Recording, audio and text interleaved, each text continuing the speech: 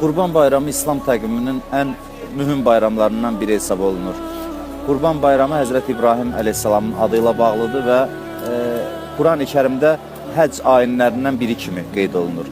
Həcc qurbanla, həccin mühüm hissəsi qurbanla tamamlanır. Bugün hacılar şeytanı simvolizə edən daşları, sütunları daşladıqdan sonra qurban kəsirlər və qurban kəsdikdən sonra saçlarını qıxdırıb ehramdan çıxırlar və bununla da Qurban Bayramının əməlləri bitir. Qurban Bayramı Allah yolunda fədakarlığın rəmzidir. Qurban Bayramı həmdətliyin əlamətlərindən biridir. Yəni Qurban Bayramında insan öz nəfsini qurban kəsir sanki və qurban kəsilən heyvanın əti də yoxsul insanlar arasında paylanır ki, bayram sevincini bütün insanlar yaşaya bilsin. Həcc ayini demək olar ki, Qurban Bayramı ilə həcc ayının mühüm bir hissəsi tamamlanmış olur.